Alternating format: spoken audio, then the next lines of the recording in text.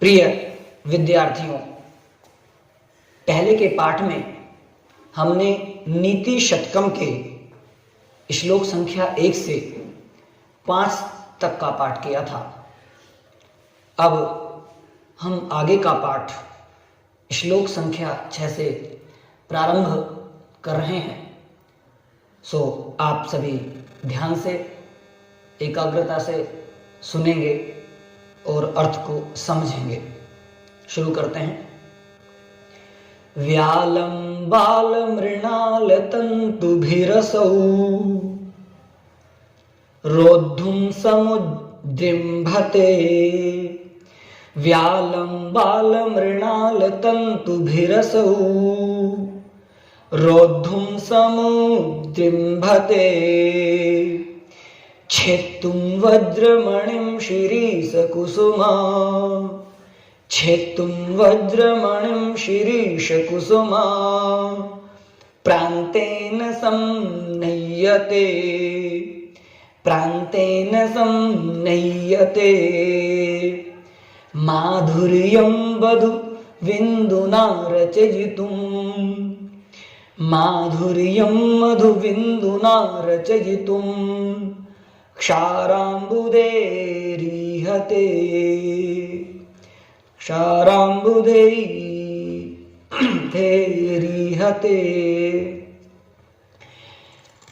नेतुं वाञ्छति यः खलाम्पति सताम्।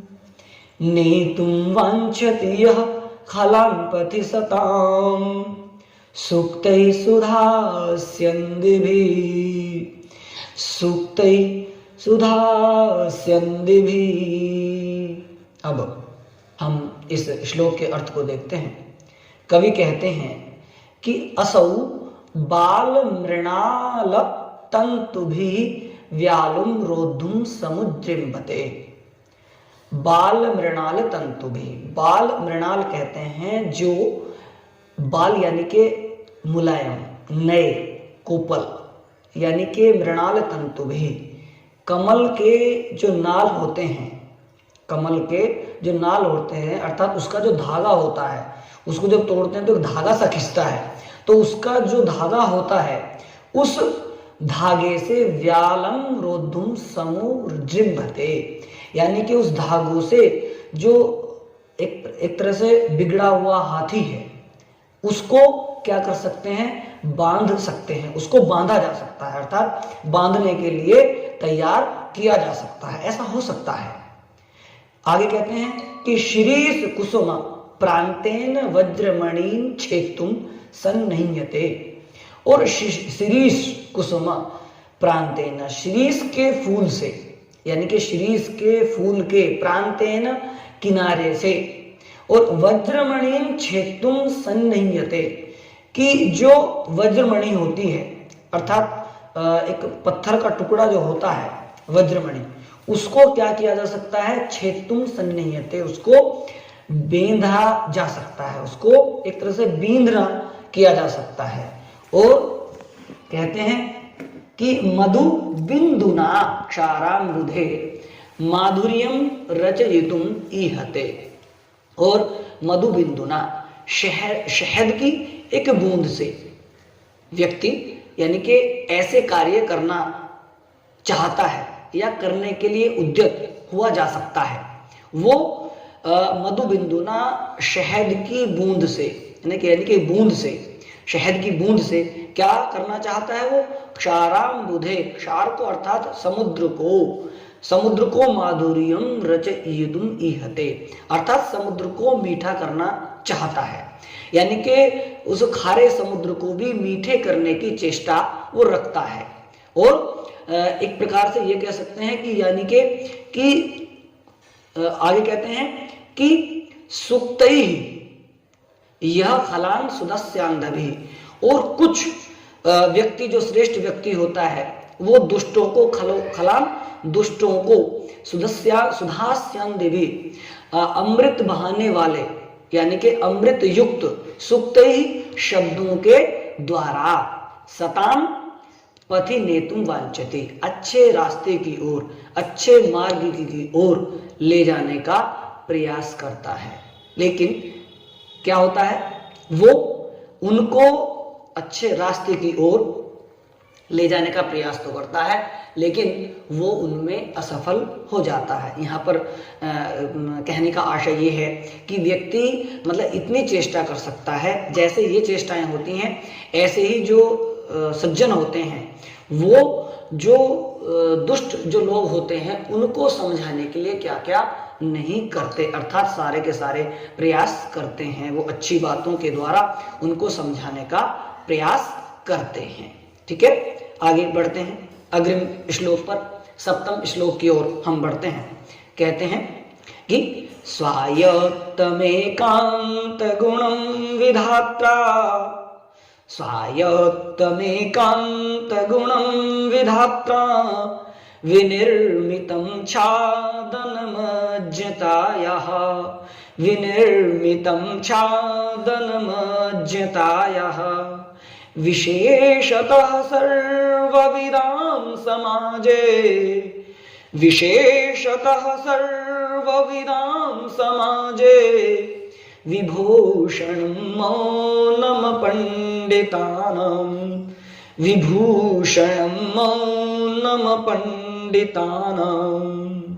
कहते हैं कि विधात्रा अज्ञतायाः स्वायत्तम एकांत गुणम, और वो क्या है आगे बताते हैं, मौनम, यानी कि कहते हैं कि विधाता ने मौन को स्वायत्तम एकांत गुणम, यानी कि स्वायत्तता को यानी कि मूर्खता को छिपाने वाला एक गुण बनाया है, छादन उसको दूर करने वाला विनिर्मित यानी कि निर्माण किया है एक गुण, यानी कि व्यक्ति को मौन रूपी एक पर्दा बनाया है, छादन उनकी उसकी मूर्खता को छिपाने का एक गुण बनाया है, जिसको ढक्कन बोलते हैं या पर्दा बोलते हैं, वो एक पर्दा बनाया है, परमात्मा ने एक गुण दिया है। और कहते हैं कि इदम सर्वविदां समाजे, इदम इस सारे के सारे संसार में इस रूप में, अर्थात कहते हैं कि विशेषतः कि विशेष रूप से मौनम मौन रहना, शांत रहना, अपंडितानाम यानी कि मूर्खों के क्या है, भूषणम यानी कि उसका उनका क्या है, भूषणम भूषण है, यानी कि एक प्रकार से पंडितों की सभा में, विद्वानों की सभा में मूर्ख का मौन रहना ये उनका एक आभूषण है, अर्थात मूर्खों को पंडितों की सभा में शांत ही रहना चाहिए। ये कवि एक विशेषता बता रहे हैं, क्योंकि मूर्ख पद्धति चल रही है तो मूर्खता के बारे में, मूर्खता की विशेषता कह सकते हैं या मूर्खता की बातों को इन श्लोकों के माध्यम से बताया जा रहा है कि विधात्रा अज्ञताया स्वायत्तम एकांतम गुणम मौनम विनिर्मितम, और सर्वविदां समाजे विशेषतः मौनम अपंडितानां भूषणम। वस्तुतः समझ में आ गया होगा। अब हम आगे अष्टम श्लोक की ओर बढ़ते हैं। चलिए अष्टम श्लोक आपके सामने प्रस्तुत है। ये बड़ा अच्छा छंद है, शिखरणी छंद में इस श्लोक को निर्माण किया गया है भर्तृहरि के द्वारा। देखते हैं, यदा किंचिज्जोहम द्वीप इव मदान्धः समभवम्, यदा किंचिज्जोहम द्वीप इव मदान्धः समभवम्, तदा सर्वज्ञोऽस्मि त्यभवदवलिप्तं मम मनः, तदा सर्वज्ञोऽस्मि त्यभवदवलिप्तं मम मनः, यदा किंचित् किंचित्, यदा किंचित् किंचित् बुधजन सकाशादवगतं, बुधजन सकाशादवगतं, तदा मूर्खोऽस्मीति, तदा मूर्खोऽस्मीति ज्वर इव मदो मे व्यपगतः, ज्वर इव मदो में व्यपगतः। एक बार और देख लेते हैं। यदा किंचित् जो हम दीप इव मदान्धः समभवम् तदा सर्वज्ञोऽस्मीत्यवभवदवलिप्तं मम मनः। यदा किंचित् किंचित् बुधजनसकाशादवगतं तदा मूर्खोऽस्मीति ज्वर इव मदो मे व्यपगतः। ज्वर इव मदो मे व्यपगतः। कहते हैं कि यदा अहम किंचित जहां, कि जब मैं थोड़ा सा जानता था, जब मैं थोड़ा सा जानता था, इव मदांध सब समभवम्। कहते हैं कि तदा द्विप इव, कि जैसे हाथी होता है ना, और वो कैसा, इव मदांध, मदांध के समान, मदांध से युक्त। अर्थात जब हाथी मद से युक्त होता है, एक स्थिति होती है हाथी की, जब वो मद से युक्त होता है, उसकी पहचान होती है कि उसकी जो कान होते हैं, कान से एक मल सा निकलता है, तो उसकी पहचान होती है, उस समय वो मद से युक्त होता है। तो जब हाथी यानी कि ऐसे देखो कि जैसे हाथी मद से युक्त हो, तदा फिर उसके बाद यानी कि कहते हैं कि तदा सर्वज्ञ अस्मि इति मम मनः। तो मैंने सोचा कि भाई मैं तो मूर्ख हूं, मैं इतना कुछ ज्यादा नहीं जानता। तदा मैंने ये समझा कि मैं तो बहुत कुछ जानता हूं, और इति मम मनः अवलिप्तम, ऐसा मेरा मन हो गया, ऐसा मेरा मन के अंदर अभिमान आ गया, जो था वो समाप्त हो गया। लेकिन कब वो कब हुआ कि यदा बुध जन सकाशात, जब मैं विद्वानों के पास गया, जब मैं विद्वानों से कुछ कुछ जानना, किंचित किंचित अवगतम, यानी कुछ जानने लगा। इस प्रकार तब मैंने जाना कि तदा मूर्ख अस्मि, मैं तो मूर्ख हूं, मुझे तो कुछ नहीं आता।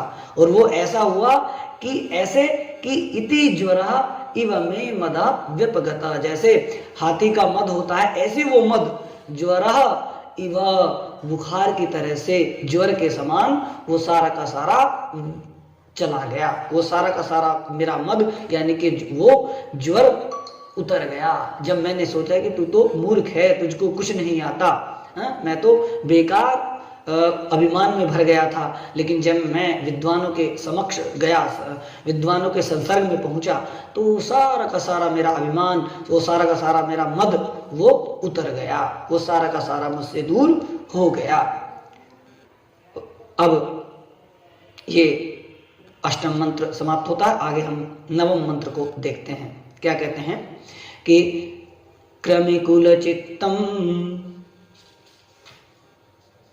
कृमि कुलचित्तम नाना क्लिन्नम विगंधि जुगुप्सितम, ना लाला क्लिन्नम विगंधि जुगुप्सितम, निरूप मरसं प्रीत्या खादन्नरास्थि निरामिषम, सुरपतिमपि श्वा पार्श्वस्थं विलोक्य नाशंकते, नहीं गणयति क्षुद्रो जंतु परिग्रह फलगुताम, जंतु परिग्रह फलगुताम। अब देखिए क्या स्थिति होती है, मूर्खता की क्या क्या क्या पराकाष्ठा होती है कि श्वा कृमि कुलचितम, कि जो कुत्ता होता है वो कृमि कुलचितम यानी कि कीड़ों के सना हुआ, कीड़ों से सनी हुई, और लाला क्लिन्नम, और लार से भीगी हुई, यानी कि कीड़ों से सनी हुई, लार से भीगी हुई, बार बार उसकी लार निकलती है ना।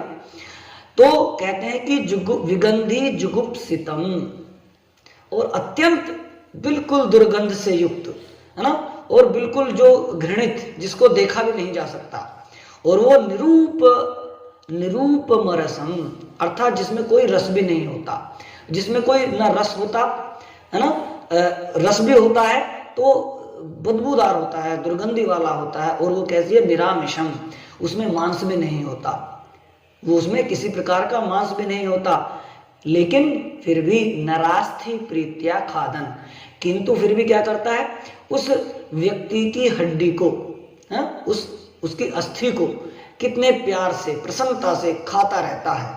और खाता हुआ क्या होता है, फिर उसकी स्थिति देखो, जब वो खाता हुआ तो पार्श्वस्थम सुरपतिम, अगर उसके पास में कोई सुरपतिम अर्थात देवता यानी कि इंद्र भी हो, तो उसको भी विलोक्य न शंकते, देखकर शंकित नहीं होता, उसको भी देखता नहीं है, उसको भी वो इग्नोर कर देता है, उसको भी दूर कर देता है कि चलो, लेकिन उसमें वो बार बार मुंह मारता रहता है, उसको चावता रहता है।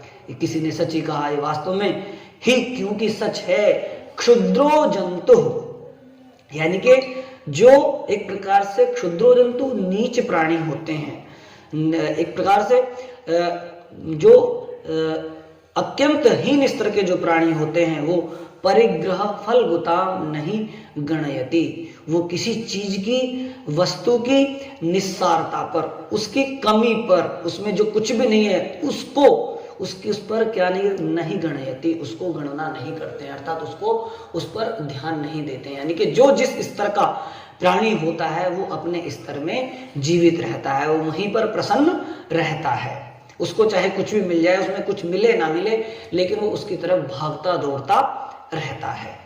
तो मैं समझता हूँ स्पष्ट हो गया होगा। आगे बढ़ते हैं, आगे फिर कहते हैं, इसी की बारे में बता रहे हैं, अभी मूर्ख पद्धति ही चल रही है कि कैसे कैसे व्यक्ति अपना स्तर को घटाता है, निम्न स्तर की ओर जाता है, निचता की ओर जाता है। लेकिन उदाहरण थोड़े से दूसरे प्रकार के हो सकते हैं, लेकिन समझने के लिए, क्योंकि नीति की बातें हैं, नीति की बातें इस प्रकार ही स्पष्ट होती हैं, उनको विभिन्न प्रकार के उदाहरणों से समझा जा सकता है। कहते हैं कि शिरः सार्वं स्वर्गात्, शिरः सार्वं स्वर्गात्, पशुपति शिरस्तः क्षितिधरम्, महेद्रादुत्तुङ्गा धवनिमवनिश्चापि जलधिम्, महेद्रादुत्तुङ्गा धवनिमवनिश्चापि जलधिम्, अधोधो गङ्गेयम्, अधोधो गङ्गेयम्, पदमुपगतास्तोकमथवा, पदमुपगतास्तोकमथवा, विवेकभ्रष्टानां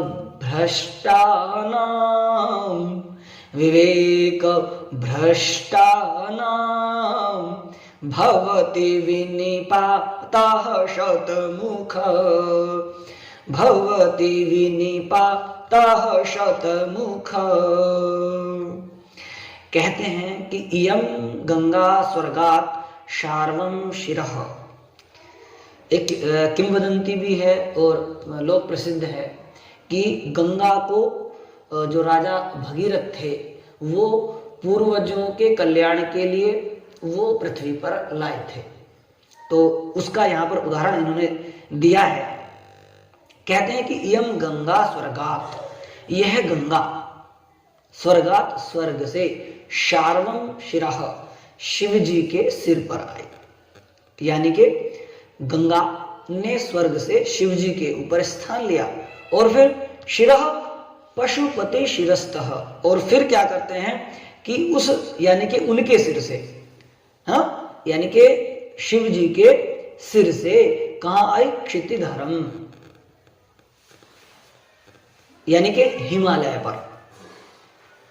उसके बाद क्षितिधरम उत्तुंगात महिद्रात अवनिम, और फिर वहां से हिमालय से कहां पर आई, वो ऊंचे उन पर्वतों से पृथ्वी की ओर आई, महिद्रात अवनिम यानी कि पृथ्वी पर आई।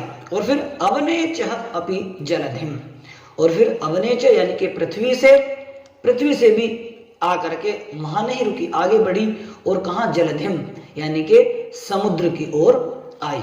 और ऐसे नहीं आई, कैसे कैसे आई, मतलब अधा अधस्तोकम पदम उपगताः, यानी कि पता नहीं कैसे कैसे स्थानों से, नदियों में आई, नालों में आई, है ना, और कैसे कैसे स्थानों पर आकर के फिर वहां पर पहुंची।